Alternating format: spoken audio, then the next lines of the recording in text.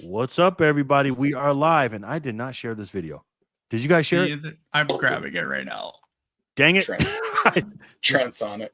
I did not share it. We'll give you guys a few minutes to climb, just climb in. Just climb in here. You know what I mean? Climb on in here, man. It is a beautiful day in the neighborhood today, boy. How's the weather out there for you guys? I'm at 85. Oh, nice. Yeah, 85 is nice, but we're chilling right now. Trent, where you at? It was in the 70s today, I think. Okay, we got one person watching. Is that Fanny or Trent? It's me. Oh, we got two now. and I was rebroadcasting the music or the sound back into the. Oh, it was bad. Oh wow. Okay, let's see here. Let's see. Podcast. Boom. Okay, there it is. You really don't like that? I don't. That doesn't bother me. Actually, I like it. Okay, copy. All right. Let me send it. You guys send in the signal already?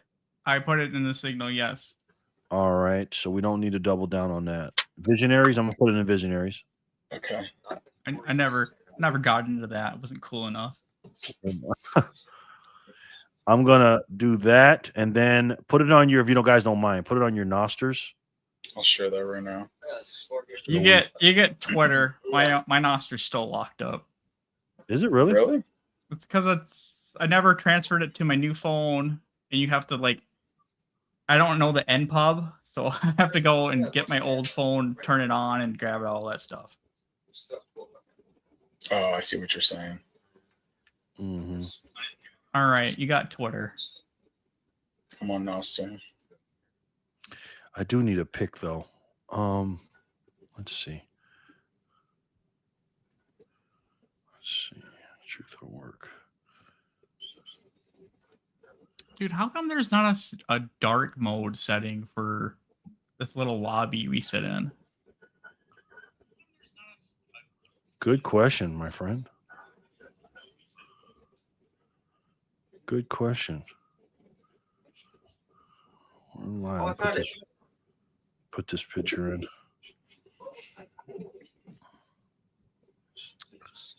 Boom. Ooh, storming outside. I just heard the lightning.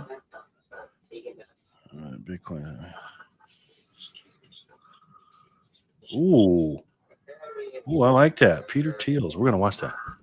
All right, so let's act like we're live now, because I was acting. By the way, guys, been on for 3 minutes. Yeah, that's what I said. Guess what though?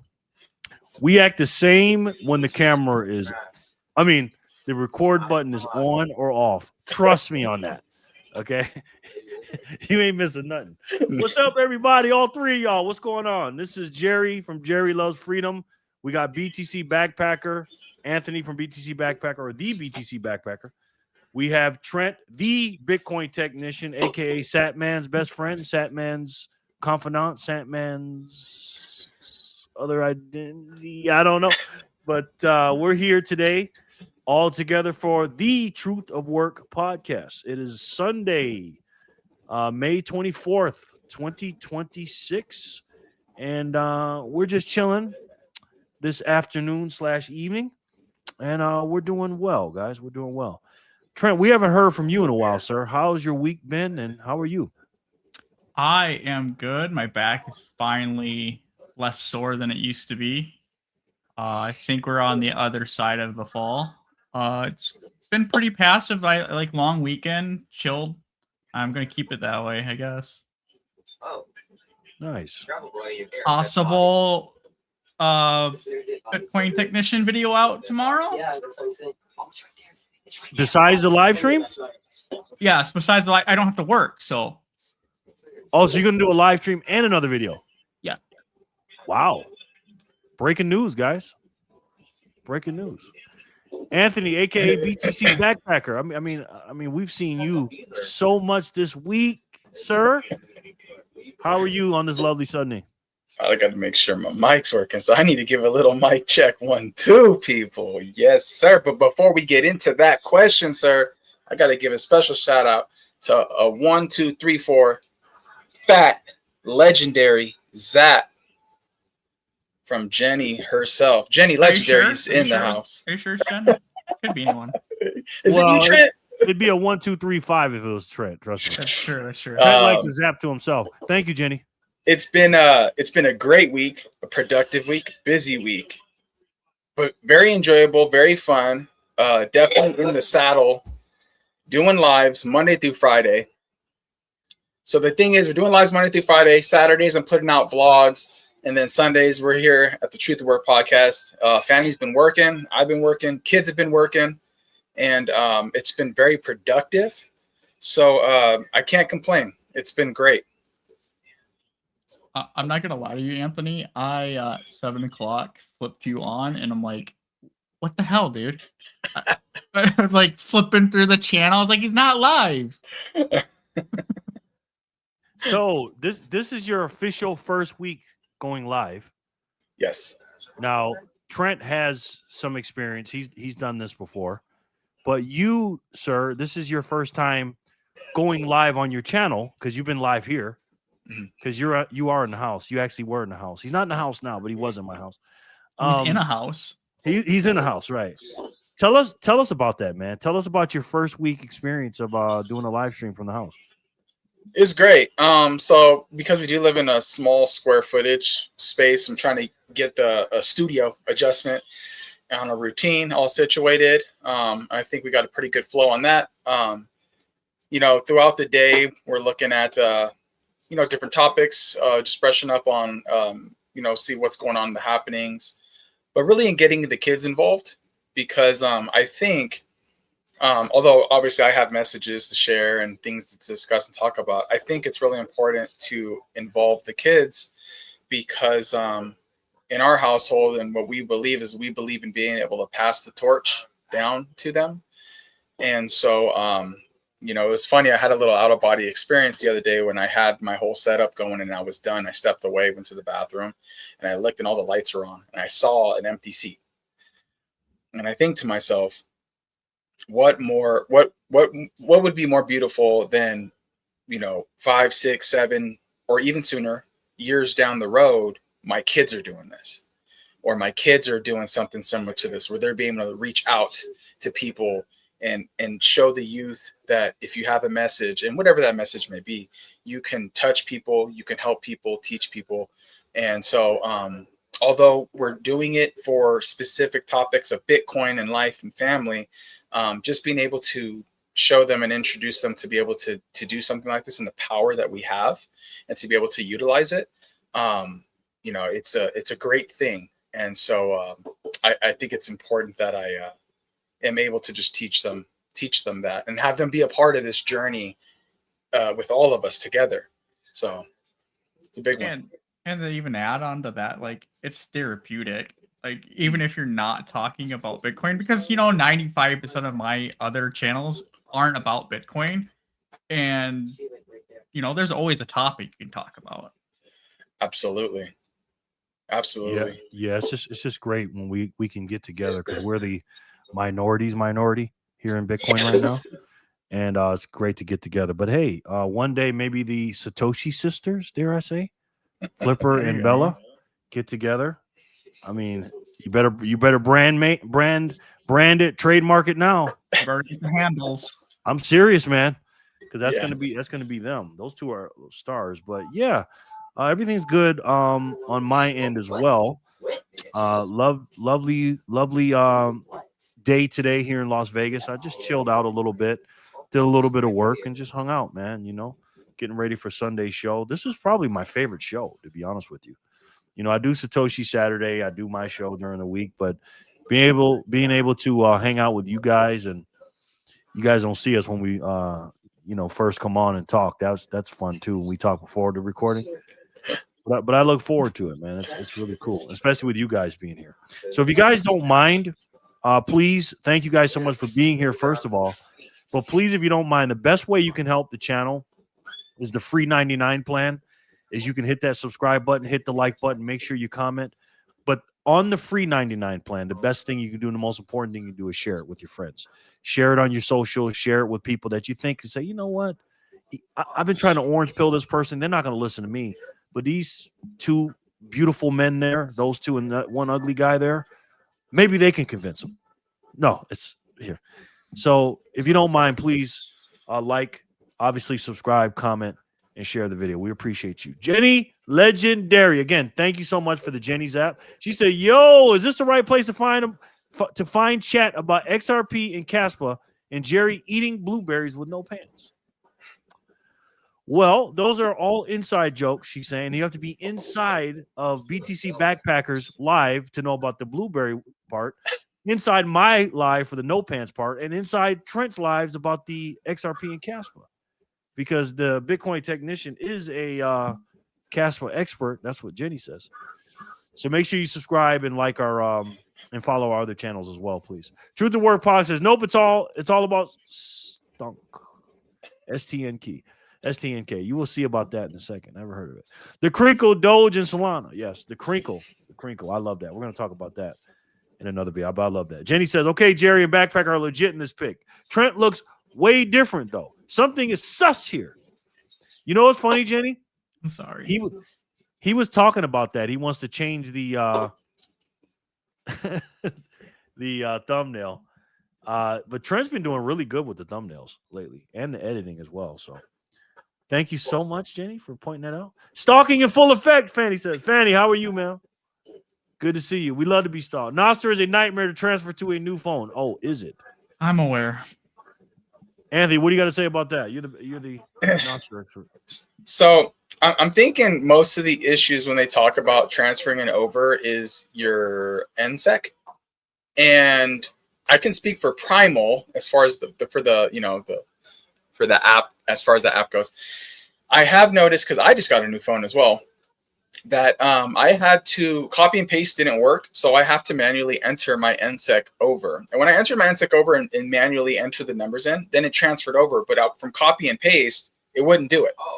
So I was thinking I copied it wrong or whatever, But as far as that goes, I haven't had any other issues. It's only been getting a new phone and having to enter the NSEC manually, not as a copy and paste format. Okay, well, like I said, if there's any questions, and obviously, Jen, you're gonna figure it out. But if you guys have any questions about mining or Nostr or cold storage or anything, free apps or free zaps or whatever, what? I read the trolls in the comment. I couldn't help myself. I didn't read it yet. Hold on. And if you have any questions, just come on over to the Signal group. This is why we mute the mics when I don't talk, because if I don't do that, I'm gonna let my ass off. Join the Signal group with us. We're all in there. Come join us, and there's going to be an expert in expertise for everybody or every subject. Seriously. Lauren says, hello, Lauren Stern. How are you, sir? Good to see you, man. Hey, Lauren. Woof, woof. Hey, Nico. The most handsome dog in the world after George, because George, once he got seen by Stephen Bloodman, he's giving you a run for your money, Nico. Good to see you, my boy. Enjoying your lives, Backpacker. Thank you, sir. Thank you. Nico, love you. What's up, Lauren? Had to go up to put my Jenny chat on. Hi, Jenny and Nico. I haven't done that yet. Oh, yeah, you got to do that. Love you, Fanny and Lauren. Woo. Thank you. The furry freeloader, Nico. You don't have to do it on the comments in the StreamYard, do you? Because I see Jen just fine. Yeah, I see it on there too. Ginger, what's up, man? How are you? How's the missus? How are you? Are you in the garage? Or are you just chilling on the Sunday? Good to see you, man. Good to see you. Benjamin, a.k.a. Zenjamin. He's been showing up to BTC Backpackers live stream, supporting. He's coming to mine, too. Good to see you, man. I love that freaking avatar. That's dope. Good to see you, man. How's Patrick, Zenjamin? Benjamin, how is he? How are you? That's not nice calling Trent ugly. I mean, I can't. I actually was talking about me, but good one. That was a good one. Hey there, Ginger. Hey, Fanny. Hi, Jen. Fun day Sunday. I used to sing that all the time. Ginger, hello. Trent is wearing a hard hat on the logo so he can protect himself from the crap that is flying out of Jerry's mouth. That's what got me. Trent is wearing a hard hat on the logo so he can protect himself from the crap that is flying out of Jerry's mouth. Thanks for being here, the troll, I think. I appreciate it. When I tell you this dude, I'm not lying when I say this. This dude has been following me for years doing this. A long, long time. Even my old channel. Hey, Zenjamin and Ginger Sports. Troll Boy. Hello. Yes, Backpacker had to help me get it back. Did you? Yeah. We got it figured out.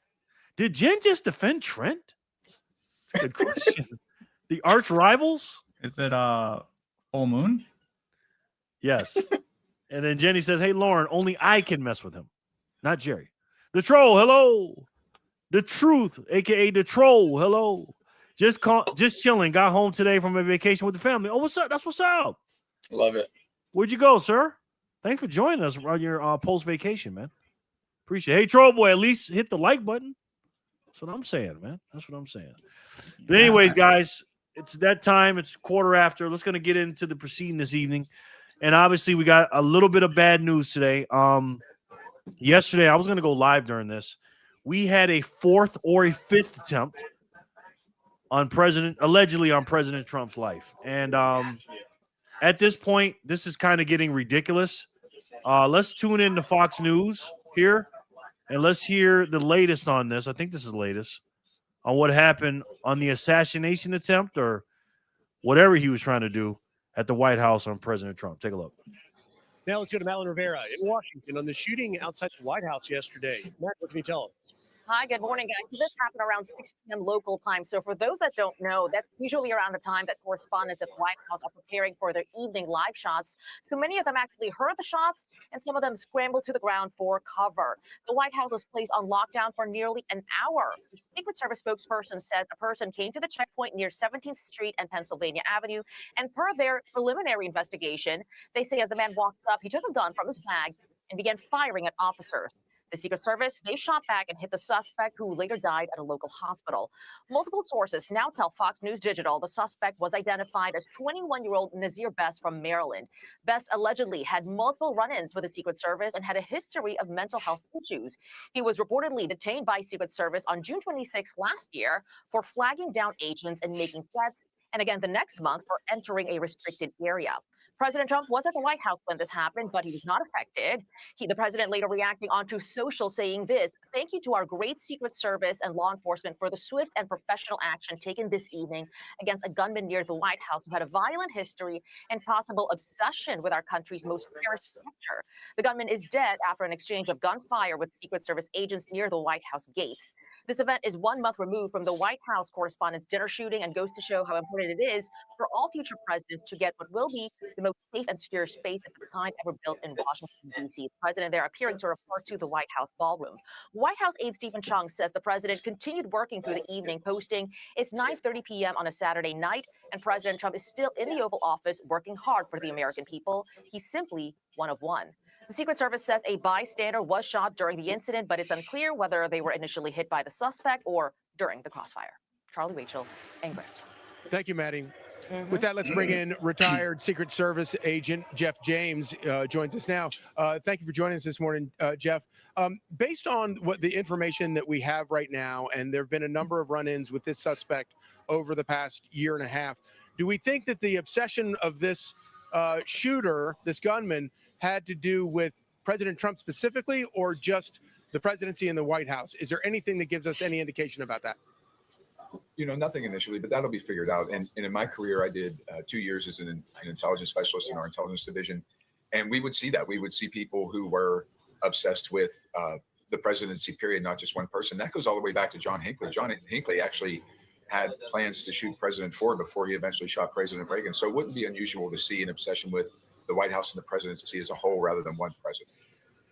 So, Jeff, let me ask you what you make of when we look at the actual location, which I believe is 17th in Pennsylvania, where the gunman was able to at least get to and fire off shots. What do you make of where this occurred? And does it call for even more hardened security around the White House by Secret Service? Well, the first thing I want to point out is that, the security measures work. This person didn't get inside the perimeter. He shot through the fence. The fence line from the north portico, you have about 70 yards to Pennsylvania Avenue, and then this was down on the corner. So you're a good couple hundred yards away from the White House itself by the time you get to 17th Street. we can't continue. If we tried to move the cordon out any farther, at that point, we're starting to encompass businesses, which really lends itself to less security when you encompass a place where more people have to come and go. So the perimeter, the 18 acres that the White House covers, the perimeters are literally pushed out as far as they can go, right in the center of DC there. All right. All right, Jeff James, thank you for joining us and for all those details. Appreciate it. Be sure to like and subscribe for all the Fox News latest on. There you have it, guys. I like the names added to the pics. Yes. So, I don't know if that was the fourth or fifth attempt on President Trump. We don't even know if it was an attempt on President Trump.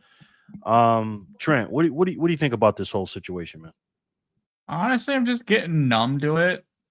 I mean, the security's obviously working. They've stepped their game up to the point where these aren't getting close anymore.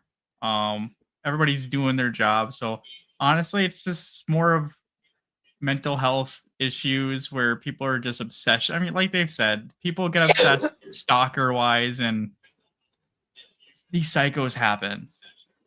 Could have been anyone. Yeah. What you think, Backpacker? Well, first of all, you can't fix stupid. So that's first and foremost. This just goes to show, and I don't necessarily inherently, and don't take this the wrong way. I don't think it's a bad thing, because this just goes to show what we're dealing with at this current time. Okay, we had the JFK. Okay, we had these other assassination attempts years ago. Okay, and that was big news. Now it's becoming so normalized. Okay, like we've all discussed, that it's just we're numb to it.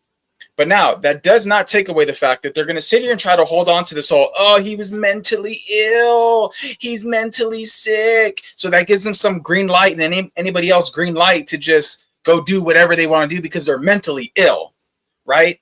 The second thing is this is a black man. Okay, let's not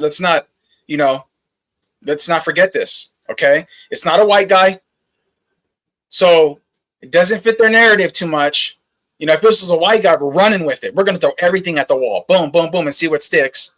Right? But because it's a black man, we're going to try to say, oh, he needed help. Okay? So I don't buy that.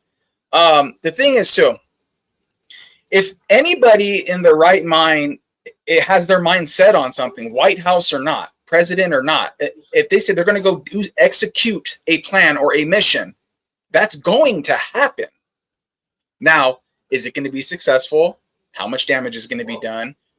Could it have been mitigated? Okay, we've got all those talking points. This is not going to stop, especially while Trump is in office. Because the thing is this, guys. Trump has shaken the nest. He's disrupting the plans, okay? And the reality is a lot of people just don't like him. They didn't do it to Obama. They didn't do it to Biden, right? But Trump's in here, and he's disturbing the plans. So I have to call this this is an individual who just doesn't like what's going on in the country. And no, call it for what it is. He doesn't like what Trump's doing. Okay. He can't use his voice. He's been in trouble multiple times. Okay. And quite frankly, even if they arrested him, was he going to get prosecuted anyways? That was my thing. I was like, why didn't they just throw him in jail the first 2 times he tried to get into the White House? Because we don't believe in prosecution in this country. Well said, sir. Hug a thug. Yeah. The hug a thug policies. And let me just say this, man. And everything you just said was spot on. And I'm going to do my best not to go off here. But I'm going to tell you like this. I guarantee you, and I have not watched it, and we're about to watch it in a second. I guarantee you, MS, DNC, MS Now, BS Now, because I'm going to play it. I guarantee you they didn't say he was black. And if they did say he's black, like you said, they're going to say he's mentally ill. They got to play the narrative game, right? I am so sick and tired of people telling me that one side and the other side is the same. Okay? It's just objectively not true. Most of, not all, but most of the violence is coming from one side. Okay, and I'm going to try to watch myself because I don't want us to get in trouble on this channel. But I will say this. Okay, how can I say this? It's hard, bro. It's hard. I know. Let me say this, okay? The people on that side, the cabal needs to be stopped. Okay, whoever is funding this stuff, it has to stop. It just has to. Trent said it best. He goes, "I'm getting numb to it." How can we get numb to somebody trying to kill our president every other month or once a month or whatever? Now it's getting ridiculous. We cannot normalize this, right? Charlie Kirk is dead because he exercised his speech. Charlie Kirk is dead because he exercised his free speech. This is what this country is supposed to be about. That is the First Amendment in our Constitution, is free speech. And he got executed for it because they didn't like his speech.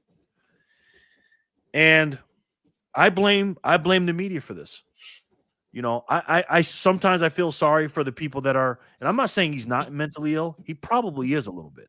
But people that are weak-minded like this and sheep and just believe anything they tell you, to go this far, because again, it's not, if you sat these people down, these people on that side, and asked them what are you doing this for, and blah blah blah, they're not going to tell you because you're not going to get this thing that they're evil people, right? They're not evil.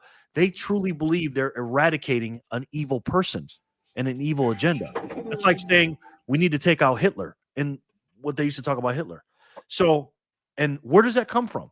That comes from the media, right? So what I'm going to do now is I'm going to play MSDNC or BS Now real quick. And I just want to see what these people are going to say. And sorry, guys, I know. But I just want to see what they have to say about this. Take a look. Welcome back, everyone. We continue to follow the breaking news out of Washington, D.C. It is 8:30 p.m. Eastern time. We're getting some new details about the shooting that took place on the corner of 17th Street and Pennsylvania Avenue at about 6 p.m. Eastern time. Let's cross over now to our senior law enforcement. Let me just say this. Let me make sure before I say this. I looked up the video on the White House, and let me see if this is the last one. Trump says, okay, Trump U.S. deal. Okay, they're not even talking about it. Like, the president was allegedly almost assassinated, and they're not even talking about it today. Shooting gunmen. Okay, let's see this one. Okay, this is 8 hours ago. Let's see this one. We begin this morning with the latest on last night's shooting near the White House. Secret Service agents shot and killed a gunman who opened fire near a security checkpoint. The shooting happened shortly after 6 p.m. at 17th Street and Pennsylvania Avenue Northwest, just a few hundred feet from the White House. President Trump was there at the time, but was, quote, not impacted. That's according to the Secret Service. A bystander was shot during the gunfire exchange and was rushed to a nearby hospital in Syria. Now, let me say this. Let me stop right there. Just for 1 second. Okay? Just for 1 second. My grandma always told me this. A half a truth is a lie. Okay? What he just did, the little wordsmith, little bullshit he just did, and I know y'all caught it. He says President Trump was there. However, but, right, he was out of harm's danger. In other words, whoever did this, the hug-a-thug shit that we're going to protect this guy, he wasn't after Trump. He wasn't in any danger. He was there because we have to say he's there because you can't flat out lie, but he wasn't in danger. That's the shit I'm talking about with these people, man. Okay? Hold on, something just happened here. Hey, Praetorian, thank you, sir. Praetorian just sent in 5,000 to me. I guess that's for me. Thank you, Praetorian. I'm not going to give this to any of the guys. And he says, thank you, Praetorian, so much, man. I appreciate that. And forgive me for blowing the script. This video, this might be longer than an hour today, guys. I'm just telling you that right now. Praetorian says, can't make the live. Have a wonderful Sunday evening. Truth to work. Kind regards, Praetorian. Thank you so much, sir. None of us have to work tomorrow to sing. Okay. So I just wanted to point that out, guys. Serious condition, we're told. It is unclear whether that person was struck by the gunman or a responding officer. No Secret Service personnel were injured during. Let me make sure I heard that right. Let me just go back. Hold on. Trump was there at the time, but was, quote, not impacted. That's according to the Secret Service. A bystander was shot during the gunfire exchange and was rushed to a nearby hospital in serious condition, we're told. It is unclear whether that person was struck by the gunman or a responding officer. No Secret Service personnel were injured during the shooting. Sources tell MS Now the suspect is identified as 21-year-old Nasir Best, who had previous encounters with the Secret Service last summer and was ordered to stay away from the White House. Sources say the gunman had a history of... I'm trying to see what he looks like. Where's his picture? Where's the picture? I don't see it. Do y'all see it? It's on Fox News. Okay, let me give them benefit of the doubt. Maybe they're a little lagging. They might be lagging. Let's see. Mental health issues. Multiple journalists working at the White House say the gunman... Ding, ding, ding, ding, ding. Mental health issues, ladies and gentlemen. Not just saying he doesn't, but just check this out. No pictures and mental health, just in case you see it somewhere else, because they can't, listen, again, they can't hide the truth. When it's a big story like this, of course they have to cover it, right? But they have to cover stuff up like what the guy looks like and cover up for him. Let's listen to that again. Had a history of mental health issues. Multiple journalists working at the White House Saturday reported hearing gunshots and were told to seek shelter inside the press briefing room. More than 24 shots were captured on video by ABC News as senior White House correspondent Selena Wang was doing a report. That President Trump has said a deal is close, only for the two sides to remain far apart. That's the story I was hearing about when this happened. With us now, MS Now White House reporter Jake Traylor and MS Now law enforcement analyst. Okay, guys, now listen, you're getting ready to go for a ride. I feel like I'm at the carnival or the theme park. You know how they tell you to buckle your seatbelts. It's going to spin a lot, and we're going to move around. You're gonna spin a lot here. Okay, buckle up, get your freaking barf bag ready. You're going to be a little dizzy, but the spin is about to be crazy. Take a look. And former U.S. Capitol Police Chief Tom Manger. Jake, I'm going to start with you. Thank you both for joining us.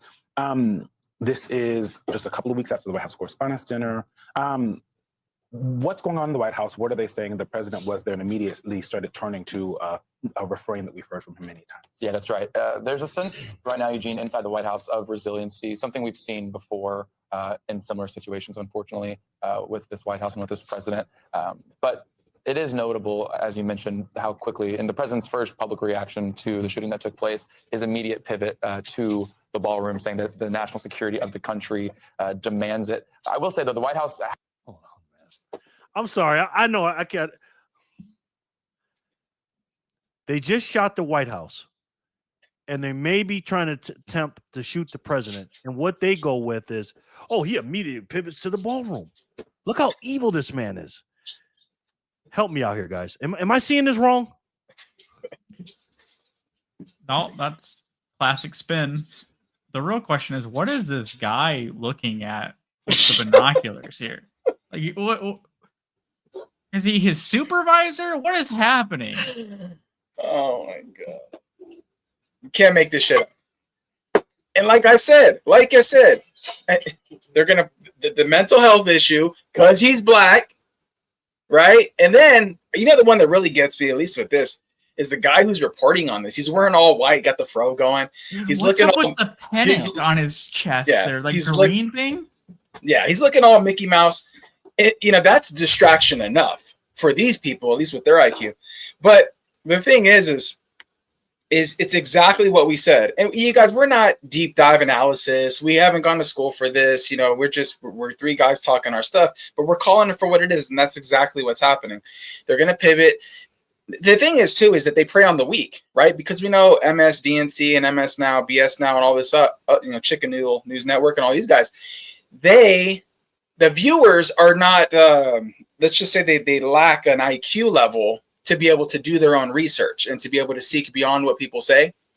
And so, it's just the typical story of the media, right? The propagandists just spoon feeding these people that, I mean, I don't know, the president, you know, someone just shot at the White House, the most secure building in the world, just in case people didn't know. Right. And, it doesn't surprise us, you know. I really have to just laugh at it because you can't get mad at it because you know it's you know it doesn't make any sense to. But it doesn't surprise me. This just laid it out right here. Yeah, BS Now is doing what they do. They're just doing what they do, spitting out BS. Let's keep it going, guys. Put your boots on, guys. Okay, because the BS is going to be flowing. Has had a couple go-rounds of instances like this. They have learned how to capitalize on the moment and how to make the most of these events that are obviously horrific and something no one wants to experience. Something I think a clear indicator of that is the Chief Communications Director, Stephen Chung, posting throughout the evening, President Trump still in the Oval Office working 8 p.m., 9 p.m., President Trump not stopping. And so they want to establish the sense of the president does not stop. He's going to work through this. This is also really notable. Well, that's what he's doing. You're saying that like that's a bad thing. That's not them promoting it. That's what he's doing, right? They attacked the White House. This is the House of America. They attacked it, and you're telling them because he's still working there, and he's still trying to quote unquote take advantage of the opportunity instead of saying, "Man, sorry about the victims," or "Sorry about the guys getting shot in the Secret Service and all this other stuff." Again, this is why TDS is a real thing. These people are the blame. What are we pointing in the banner, man? He was working on the Iran deal. He was in the Situation Room. Yeah. And to me personally, and I'm glad you brought that up. And YouTube, this is my. Good luck with that one. This is my personal opinion. This has nothing to do with BTC Backpacker, the Bitcoin Technician, or Truth to Work podcast. It's just me. I just think that when certain things happen during a certain time, because there's a certain group of people that do not, on the left and the right, that does not want this war to end, in my opinion. So for this to happen while he's in there working it, was that an accident? I don't know. But again, they're not going to say that. One significant day because the president was in the Oval Office with his top aides and allies discussing and working to potentially hit a peace deal with Iran. So it came out. Jor for the score. Suns out, guns out. Who's that? Who would that be? Jor, I'm trying my best not to rant over here, sir. Good to see you. We got 8. You make 8. Jor, we just had 7, and you make 8. Of course you do. Good to see you, my friend. Interesting day where the president actually happened to be at the White House. He's typically at Mar-a-Lago or Bedminster, one of his weekend residences. So, wow. He's usually at one of his weekend residences. Mar-a-Lago, he's usually not working. But now that he's working, they're going to say, well, he's just pretending to work. He's not really working because Joe Biden worked so hard when he was in the White House. I didn't hear a peep from these people talking about, man, it's hard for me to watch this shit, bro. Oh, well, if you're going to rant, don't mute yourself, Jerry. Did I just mute myself? No. Really notable day that the president was there. Resiliency inside the White House. It was a weekend, so a lot of those officials that we normally talk to weren't actually there. But again, a very quick pivot from President Trump to saying the ballroom and that security is necessary for something of this measure. Yeah, his tweet or his two social posts. This event is 1 month removed from the White House Correspondents' Dinner shooting. It goes to show how important it is for all future presidents to get what will be the most safe and secure space of its kind ever built in Washington, D.C. The national security of our country demands it. I'm not exactly sure why he would be in the ballroom if there was a shooting a couple blocks from the White House, but I digress. A whole different conversation. Tom, let's have you put on your hat as the. I just got to say this. I just want to say this. I don't know if you can hear, if you notice this little zest in his voice, this guy right here, like you said, and then this guy right here, the zesty stuff, and then the other guy, the skinny white guy. I just want to know if we had a testosterone level check. I was going to say that. If we had one, do you think they'd be normal, low, high? What again, if you are a straight male in America with a normal testosterone level, you are a straight male. I don't care what color you are, and you love this country and you love God. Why would you be on this side? They're not, ladies and gentlemen. Okay, just saying. Just listen to the zestfully clean voices. These two. I've been biting my mouth. If there was a shooting a couple blocks from the White. Go ahead. What do you think? No, we already went over it. You stole the thunder. A whole different conversation. Tom, let's have you put on your hat as the former police chief of the U.S. Capitol. How would you assess the Secret Service's response and reaction to what happened yesterday? Well, I think it went exactly as they plan, as they train. With this heightened environment every protection agency, and in DC, it's primarily the Secret Service, it's the Capitol Police for Congress, it's the U.S. Marshal Service for all the judges. They plan for these kinds of events. By the way, I'm just in case I missed it. Did they show the picture of the guy yet? Just curious. No. Oh, okay. We're how many minutes in? We're 4 minutes and 21 seconds in, and they also don't. They also didn't mention what he used either. Yeah, they don't mention the guy. They don't mention how guns are bad because they used to always tell us that those are bad. They don't tell us his color. They don't tell us what he looks like. Just and again, you got to be an idiot not to see this stuff, man. Anyways, I can't on Sunday. You guys get the point. Okay, we're halfway in. They're not going to show his color. They're going to show he's mentally ill, and they're going to say the key words Trump bad. And that's the damn point. This is why, calm down. This is why, Jerry, or people, that I say that side of the aisle can't be Bitcoiners. Because Trump's name is with Bitcoin. Conservatives are with Bitcoin. Most Republicans are with Bitcoin. Most normal, smart people that have study Bitcoin will be with Bitcoin. Let me ask you this. Do you think people on the left side of the aisle, based on this stuff here, again, you know my opinion on this, do you think these people can be Bitcoiners or will be Bitcoiners? No, of course not. They can't because they got their head too far up their ass. It's not a possibility because the thing with Bitcoin, and we talk about bridging the gap, right? You bridge the gap. So even if, okay, listen, let's talk about people who aren't political or don't believe politics matter in general. The thing is like this, is in Bitcoin is freedom. Bitcoin is ownership. Bitcoin is transition. Bitcoin is breaking away from the corrupt system into a free system, right? They're completely opposite of that from a political standpoint. So if you were looking at it in a sense of bridging the gap, well, there's the bridge. A controlled system, a system of they don't want people, they want to tax everybody, they want to do all these things, narratives, or fence ride. And then you have Bitcoin. Absolutely not. It's not, it is absolutely not possible.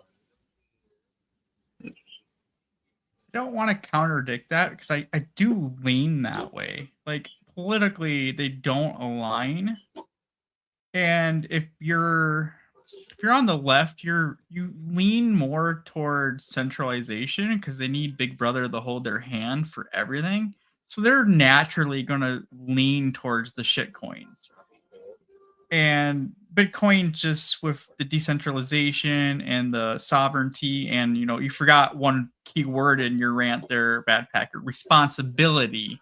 Yes, absolutely. It doesn't line up.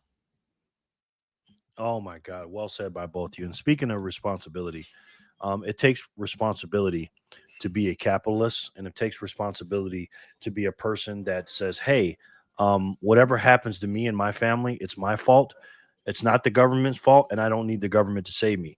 This is why I say, and I'm going to say this nice and calm, that Bitcoin and socialism don't go together. Bitcoin is capitalism. Bitcoin is proof of work. I was about to say truth of work. It's proof of work, the same right? Thing. Yes, exactly. You cannot print Bitcoin, right? The money that these politicians give out to these people, because that's all Democrats do, is talk bad about Trump and give out free stuff. The Democrat Party today is a socialism party. That's what it is. Okay. And Bitcoin goes complete. Now, again, I know capitalism is not perfect. I believe the Bitcoin protocol is perfect. I believe our base layer of Bitcoin on the base layer is a perfect money, right? But it incentivizes you to go out there and work. You cannot print Bitcoin. You can't just make it out of thin air. So you have to get out there and work for it with goods and services. And, like you said, with the S coins, they can print them up and, give out, coins in the beginning like they did with the pre-mines and all that stuff. You can't do this stuff with Bitcoin, right? So this is why I say, well, on this, all the stuff that you said about that, Bitcoin does not go with socialism. And today, that's what the Democrat Party is socialism. All right, we're going to get into the next subject. which is the reserve plan. Fox News talked about that today. Reserve plan, Republicans eye massive Bitcoin stockpile. Republicans eye massive stockpile, not politicians, Republicans. I wonder why it's Republicans and not Democrats. This is a good segue. Let's take a look at this story, which we have to express in plain English. Let's see if we can do it. The administration is pushing for global crypto dominance in the US. Darren Botello is with us. He's on Capitol Election. In plain English, how are they going to do it, Darren?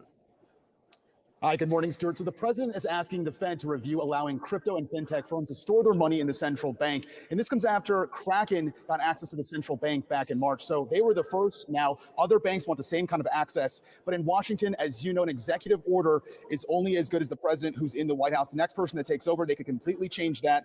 That's why in a Fox Business exclusive, Congressman Nick Begich is introducing a bill, he says, to lock in Trump's plan and officially establish a strategic Bitcoin reserve. Begich tells Fox Business that this is basically the new Fort Knox. In order to maintain the sovereignty of the U.S. dollar and the strength of the U.S. dollar, you've got to have a strong reserve policy. That's why central banks around the world for so many years, thousands of years, in fact, have held reserves on their balance sheet. We need to recognize that digital assets are the 21st century equivalent of those historical gold reserves. So Begich wants the government to stockpile 5% of all Bitcoin, which is equivalent to how much of the world's gold the U.S. stores and reserves. And he already found a way to fund it without taxpayers. The Treasury is currently sucking up crypto assets tied to Iran through Operation Economic Fury. Begich's plan: seize the Ayatollah's crypto and drop it straight into the U.S. balance sheet. But he warns the GOP cannot drag its feet. Conservatives in a tight 6-month window to pass this bill and lock that into law, while Republicans still control both houses of Congress. So, of course, as we know, the clock is ticking with the midterms coming up in November. Stuart? Oh, yes. Never forget the midterms. They're coming close. Darren, thank you. Wow. Anthony, I'm going to let you take that one. What do you think about that? Yeah, I think it's absolutely important. I think we need to understand that President Trump can do all the executive orders he wants. It doesn't necessarily mean anything, just to be frank. Only as good as his term. But I think we definitely need to solidify what's going on. The midterms do matter.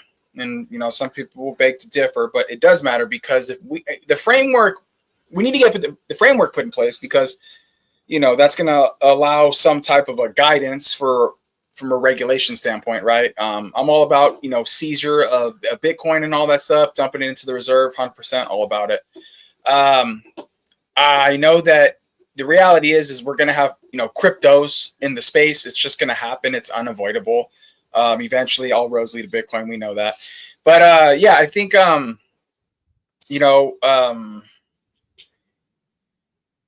we need to win the midterm. We have to.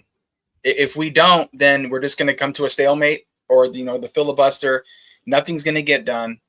And we're just, and I'm telling you, and I know you've said this a numerous amount of times, it's absolutely imperative that we win this, not from a political standpoint, but from a standpoint to get this passed. So that way we can warp speed this stuff. We want the institutions are going to come in. We want them to come in. We're not going to change that. They're going to do that regardless. Whether retail investors sentiment in regards to the how active they've been in Bitcoin and buying everything up obviously has slowed. Compared to previous years. But, I'm looking at this whole thing of what was just discussed right here as the act getting passed.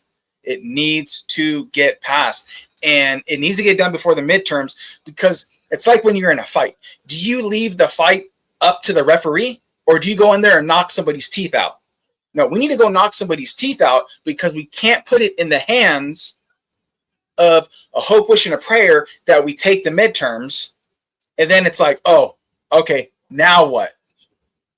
Right? So I'm really hoping, and I think we did look at a video about Lummis and her saying we have one more chance. I think this is in July, right? That we have to get this passed, and if nothing happens in July, then we're basically at the mercy of the midterms. And this was the video I was thinking about earlier, Jerry.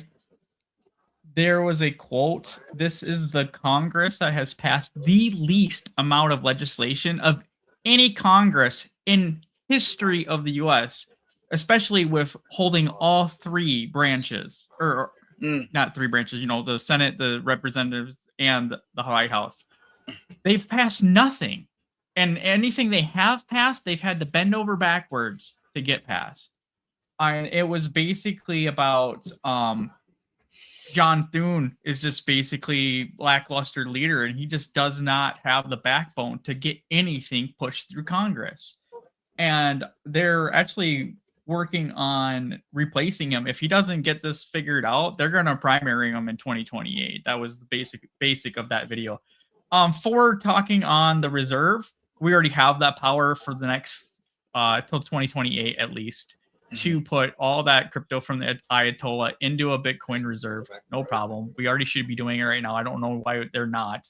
I don't know how much they have. I mean, everything helps, but they really need to get, and they won't do it because he promised that he won't take tax money to buy Bitcoin, but it's the simplest thing. A 0.001% of the budget gets you where you need to go. Yes, exactly. And again, we have our theories of why we're not buying it. We could be saying, I've heard people say it's politics. Yeah. I've heard people say, Michael Saylor is doing it. He's a proxy for us. That's what people say. I give it a little small probability. Also, too, we don't want to show our hand to other countries. And once we start buying, they're going to buy. I'm like, well, it's going to happen anyways. Get it while it's cheap. This is the Bitcoin winter. This is a Bitcoin bear market. Get it. But my thoughts on that is this. I agree with everything you guys just said. And I'm going to add a little something to it. The Clarity Act is simple. We have to identify Bitcoin as a commodity and not anything else. Okay. We have to separate it just like we did with the strategic Bitcoin reserve and the crypto. What was it? The crypto, the one where they're not buying crypto, but they're just keeping it and storing it. They separated it from Bitcoin. I don't even care. Whatever the crypto thing was, right? Bitcoin is not a security. It's a commodity. That's number one. Number two, if we want to be able to take this Bitcoin thing and have the adoption that we want, going from a collectible, store of value, and most importantly, a medium of exchange, we have to get rid of the taxes, man. We cannot be paying fucking taxes on Bitcoin, okay? And so that's again, not in the Clarity Act. I know, but it's going to build on top of the Clarity. We need the Clarity Act first, just like in order to have the Bitcoin Act, we needed the strategic Bitcoin reserve. We needed to stop the bleeding of freaking selling it like Joe Biden was threatening to do, and he did some of it, to say, all right, even if we're not buying anything, and again, I'm just hoping that within the next, after the first 2 years of his presidency, then maybe the second half, but we stopped the bleeding. We're not going to sell it. We kept it, right? So we need to build it on top of the Clarity Act. But at the end of the day, these people are showing you who they are, right? These Democrats do not want you to have Bitcoin because they don't want your freedom. They don't want you to have freedom. Bitcoin is freedom money. Now, there's a lot of Republicans don't want you to have it either. And at the end of the day, and I tell people this all the time, even though Trump's a businessman, he's doing his thing, Bitcoin is a very slow-moving organism, if you will. And at the end of the day, Trump's job, and the Republicans' job too, and Democrats too, I guess, is to protect the U.S. dollar. Even though, again, they print the dollars to freaking infinity or whatever. Trump's job is to make sure that the dollar is strong. So I think we need to pass it. Will we? I don't know. But at the end of the day, these executive orders are not going to work, because if Gavin Newsom or Kamala Harris or AOC, whoever comes in, I remember this specifically in January of 2021. I remember Joe Biden sitting down. I think it was either 41 or 44 executive orders.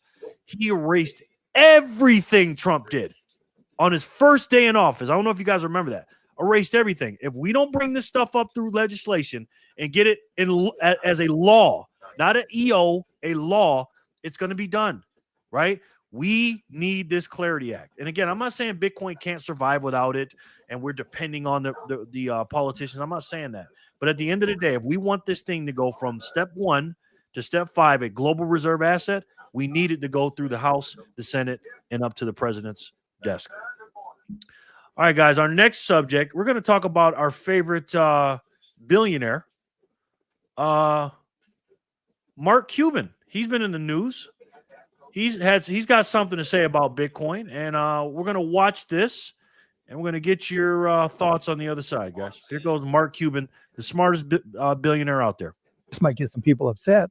I think Bitcoin has lost its mind. And when I started buying Bitcoin, and I've sold all of it, except not all of it, most of it. It was because when all the shit hit the fan with the Iran war, and Bitcoin was always the best alternative to fiat currency losing its value.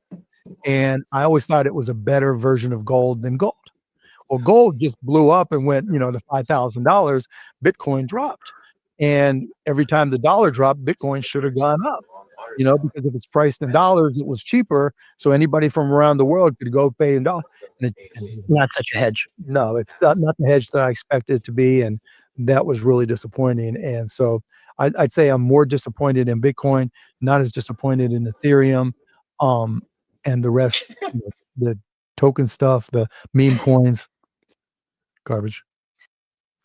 Trent, what do you think, sir?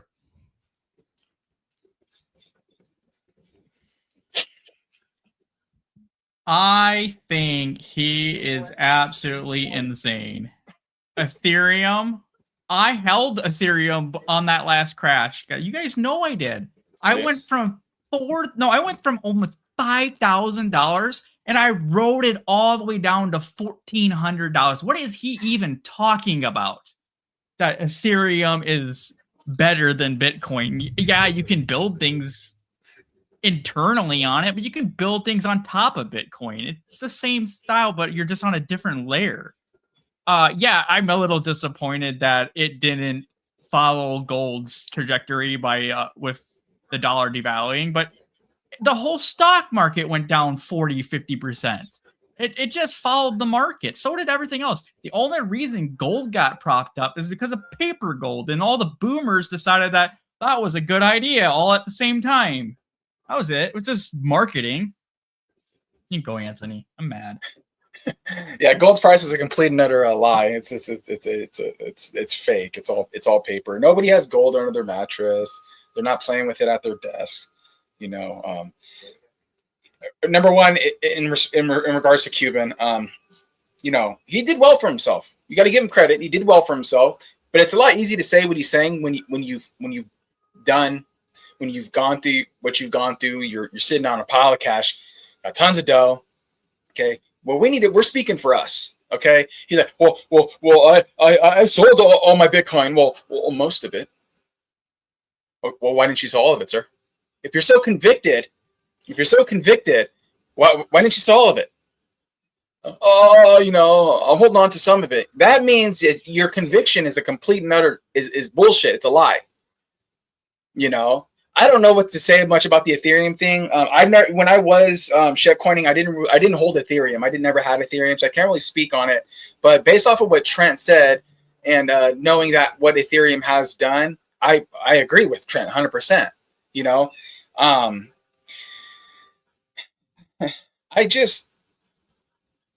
doesn't get it. It's old money. To me, it's old money. He doesn't understand. Because he doesn't need to understand. He's the worst part is I think he does understand, but one little thing didn't match his metric, and he just threw it all away. Yeah. I could absolutely. Yeah, to me, I just look at it. I don't read too far into that, other than he's a suit. He's just a suit. That's it. I wanted to say ding, ding, ding, ding, ding so bad when you said he's a billionaire. He doesn't need it. That's exactly what I was about to say. Listen, first of all, let's ask a question to the audience and to you guys. What party do you think he associates with, and who did he vote for last November? Not last November, the November 2024. And who is he advocating for? And who does he represent? We were just saying we think one side of the aisle will never be Bitcoiners, correct? The reason why he's a Bitcoiner is because he's an entrepreneur and he's a capitalist, okay? That's why he bought Bitcoin. He's not stupid. This man is far from stupid. Do I think he understands Bitcoin? Yes. Do I think he understands it to our knowledge? No. Do I think if we gave him two two quizzes or two tests. One that had multiple choices that had the answers on it. I think he could get 85 to 90% of the questions right. If it was a fill in the blanks questionnaire, I don't know if he can fill in the blanks. I don't know if he could tell me what the difficulty adjustment is. I don't know if he could or not, right? But like Anthony said, and you took the words right out of my mouth, he doesn't need to know. He doesn't have to worry about money. He has generational wealth, okay? He doesn't have to worry about that. Here's the thing, man. This is what I don't like about it. A lot of people know Mark Cuban, okay? He's not only the ex, owner of the boisterous on the sideline, always out there owner of the Dallas Mavericks, but he's one of the stars of Shark Tank. And the guy from Shark Tank would say, hey, Bitcoin is nothing. Bitcoin is not better. It's not good. It doesn't. He's talking about the talking points, meaning it doesn't keep up with inflation. He just took one little area or one little time frame and said, oh, this time it didn't do good. Look what gold is doing now since Kevin Walsh has been in exactly. But he didn't say that. Now, I don't know when he recorded. I think it was a couple of days ago when this happened.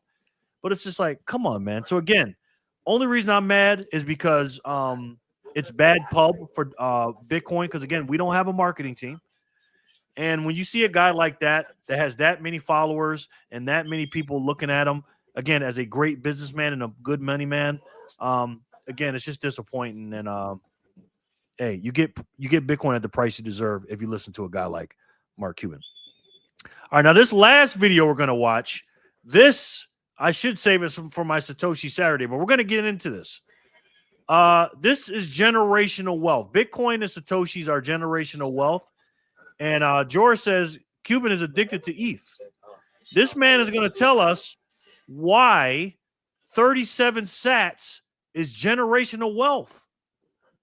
All right. Now, this is, I believe, when Bitcoin is about at 100-something thousand. So it was a few months ago. But the basics still apply. Take a look. I want to cook. So I know you mentioned CK, a good friend of mine in Opties. He has this meme that he says 37 sats is generational wealth.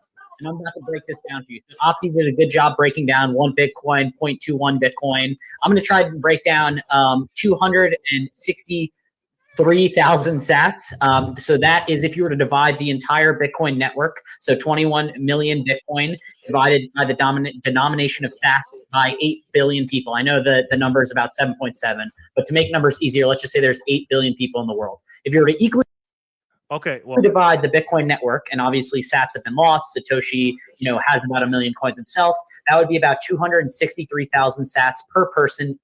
All right, let me give you that update. Updated that. Now, again, this was from a few months ago. Could have been last year sometimes or the year before that. I think it might have been last year. This is the updated one. It's 244,000 sats with about just less than 8.2 billion people. Okay. So again, he's right, and he's going to say a number of $250 or something. Right now, I believe it's $187. I think that's what he's going to say. But let's go back to that. Globally distributed equally among everyone in the world. Obviously, that's not the case. Some people have more, some people have less. Obviously, we're all trying to keep up with Saylor and Satoshi. But 263,000 sats is the equivalent of 160 US cuck bucks. Yeah, so right now it's actually $187 right now as of now. So it's a little less. So the price actually might have been lower then. I don't know.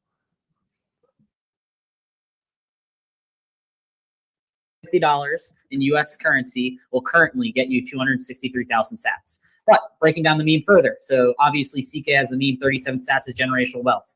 He took that number because when he got into Bitcoin, it was 2016. In 100 years, from instead of 2016 to 2116, so 100 years forward, the block reward for Bitcoin will be 37 sats. Ding, ding, ding, ding, ding. Ding, ding, ding, ding, ding, ladies and gentlemen. Now, again, are we going to be alive in 100 years? No. But in 2016, which is 2116, which is 90 years from now, that's what it is. Let me zoom in. 0.00000037, aka 37 sats at that time, which is epoch number 27, and that's right here. Epoch number 27. Oh, excuse me, 28. It's 37 sats, ladies and gentlemen. Now, somebody was asking me, I think it was Kevin from 21 Sat Streets. He was asking me, or making a statement that people should try to, in their cold storage, they said you should try to get a block subsidy in your cold storage, right? Well, which block subsidy are you talking about, right? Are you talking about today's block subsidy of 3.125? You talking about 6.25? You talking about 12.5? You talking about 25? You talking about 50? Or are you talking about 37? Which means it's all going to be the same purchasing power. In order for you guys to get 37 sats in 100 years or 90 years from now, you have to be the same purchasing power that it is today for 3.125 Satoshis, for 3.125 Bitcoin. But he said he wanted to cook, so let him keep cooking. So that means that the global Bitcoin network will be competing every block to get a subsidy of 37 sats, along with obviously transaction fees. But the subsidy itself will be 37 sats. So they're competing globally for 37 sats, and you don't know what basically the transaction fees will be at that time. We're assuming much higher than they are currently today, but the subsidy itself will be 37 sats. So when you think about it, there is 52,000 blocks per year. If there's 210,000 blocks per 4 years. Well, I hate to be the actually guys. It's not actually 52,000. It's actually 52,500. Because again, in every block or in every epoch, there's 210,000 blocks. Half of 210 is 105, and half of 105 is 52,500. I don't want to be the actually guy here, but just to, he's doing a great job, but it's actually 52,500. Epoch or thereabout. So that's assuming that there's 52,000 blocks per year. If you had 1% of the global hash rate, which would be a lot of the global hash rate at the time, that means that you're expecting to win 525 blocks per year. And that is to cover the operations of all your mining, your electricity, paying out your staff, and everything. That means that if you were to multiply the 37 sats just from the subsidy, that's the only thing that you can guarantee because you don't know what the transaction fees are going to be, times 525 blocks for the year for the 1% of the hash rate. That means that your total revenue, with just subsidy alone, would be 19,425 sats. So think about that. You can get 10 times what the subsidy will be today if you had 1% of the hash rate for 160 bucks. Like, think about that. That blows your mind. You can have 10 times more revenue than can be guaranteed by having 1% of the global hash rate in 100 years from now. Like, that's really hard to fathom when you think if we think the Bitcoin network's going to grow and continue to expand. Obviously, we're expecting we know the exact block that the 28th epoch, or when 37 sats will be, is block 5,670,000. If you're assuming, we know by code, 210,000 blocks is every epoch. And so obviously we start at 50, 25, 12.25, 12.5, 6.25, and now we're in the epoch of 3.125 Bitcoin. So that's just to say, like, obviously CK was saying 37 sats is generational wealth because 1% of the global network will be competing to try, the global Bitcoin network will be competing for 37 sats for the epoch 28 at block 5,670,000. So just to put that in perspective, if $160 will get you a huge chunk of Bitcoin. So I know that's to not stack shame anyone. Hopefully everyone can, save enough $160 to stack what would be the equivalent if you were to equally divide out Bitcoin. That's 263,000 sats a day. Obviously, we aspire to get 1 million sats. 10 million sats, 21 million sats, a whole Bitcoin if you can make it. But I hope that my great-grandchildren or, great-great-grandkids will be like, what are US dollars or what's dollars? Just like we make fun of the Zimbabwe dollar, the $100 trillion note that I have here framed away to remember fiat is shit, Bitcoin is what you want. You want the hardest money in the world. And I'll leave it at that. Wow. That's all I got to say. Anthony, I mean, you see something like that, 37 sats is a block subsidy. Let me go back to that. You see something like that, and you hear a man saying that, and you're buying whatever you're buying right now, and 37 sats is, you give away 100 sats per pull out. What do you think about that, man? Real quick. Got 37 sats, payment received, says we rich. And I'm pretty sure I know who this is from. Jenny Legendary. Also, Jenny Legendary sent in on my phone, and I'm keeping it. I'm not giving it to you guys. Jenny from the future gave me 7 sats. And that's all for me. I'm not sharing shit. Thank you so much. Thank you so much, Jenny. So check it out. I have a love-hate for videos like this, personally. I see the technical side of it. the very technical side that a very, very, very, very, very, very small percentage of people are going to actually understand at this point in time. I'm going to tell you why I don't like this video. I don't like this video because I don't like the 0.1, 0.21 talking points of you only need this and you can retire in here and this and that. No, you buy your ass off, okay?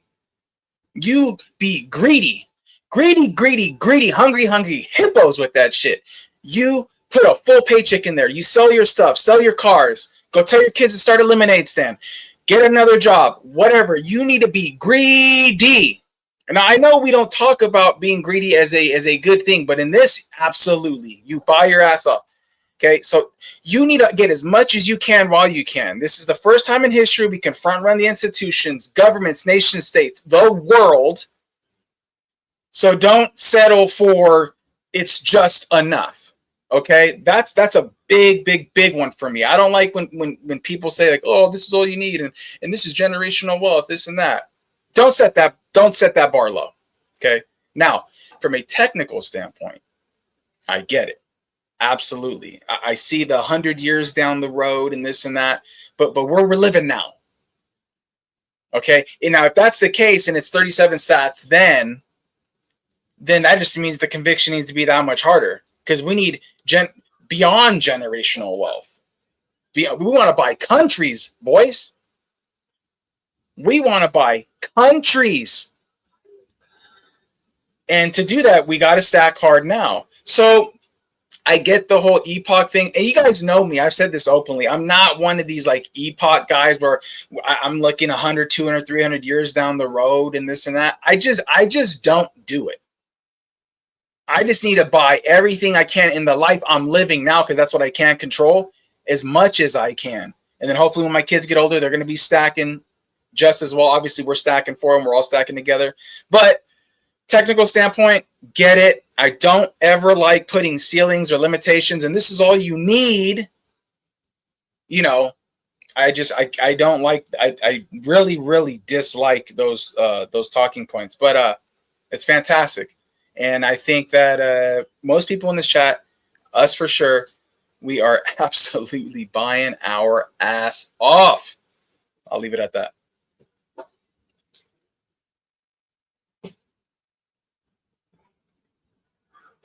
You're muted, Trent. Okay, so I hate these videos too. The math is skewed because everybody doesn't get equal Bitcoin. I don't know if you know this.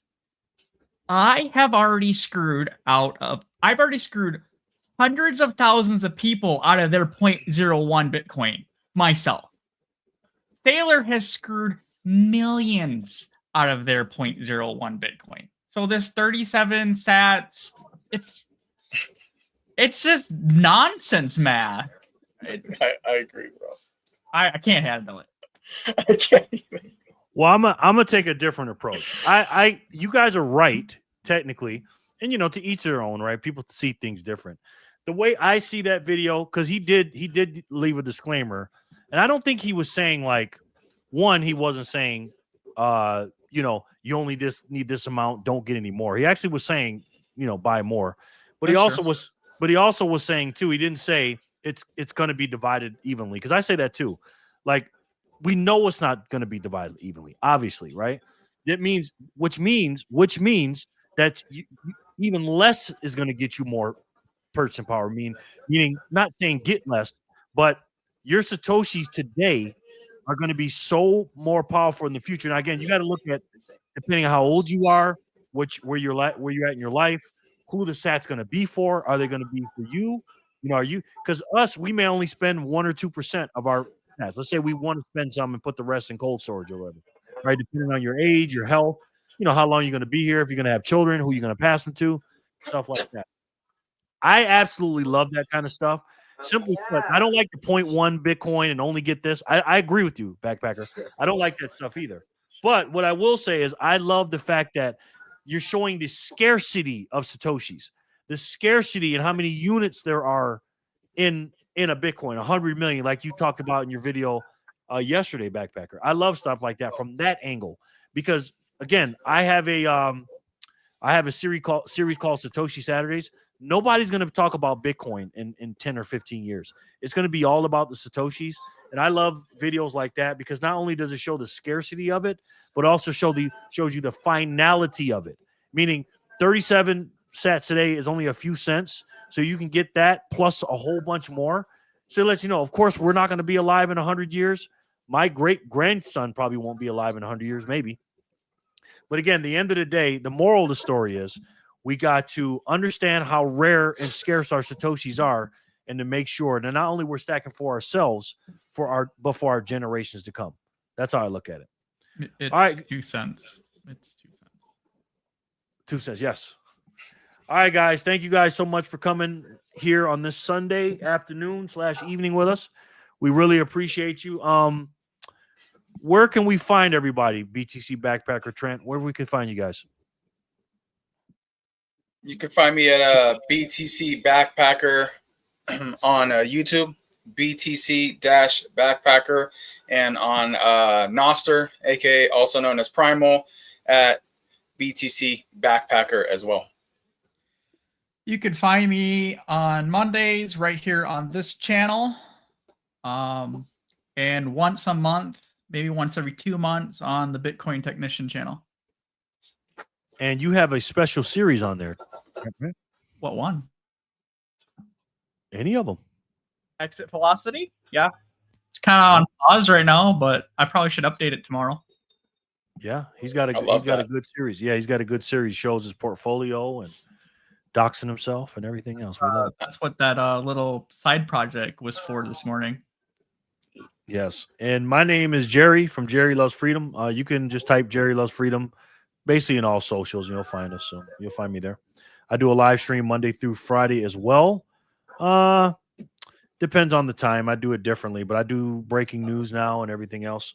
And I have a series called Satoshi Saturdays. You can follow me every Saturday so we can talk about Satoshis. Thank you guys so much for joining us. We really appreciate you. We're getting ready for this week, this crazy week. The week is wrapped up, and I got to tell you, man, I'm looking forward to it. We'll see what happens. Again, there's always some kind of black swan situation coming up. The White House getting shot up. You were telling us, Backpacker, during the thing that something blew up in California or something. Yeah, those tanks finally blew up down there in LA. I don't remember the name of the actual city of it, but yeah, the tanks finally blew up. So it's under monitor. It's being monitored at the moment as we speak. So it's breaking and it's ongoing. Yep. And just remember, guys, our show is called the Truth of Work Podcast. Obviously, that's a play on the words of proof of work. At the end of the day, guys, Bitcoin is of the people, for the people, and by the people. Today's price is $77,200. But again, you can get yourself about 1,300 of these Satoshis for one cuck buck. Get as many as you can today while you can, because I have a funny feeling after this summer's over with and we get into this after the fall and the winter, we may be going up, and it's going to be harder and harder to get as many of these things as you can while you still can. Thank you guys so much for joining us. We'll see you on the next one. We'll see you next week. And until then, and as you guys know, we love each and every one of you, and we'll talk to you soon. Peace and love, guys.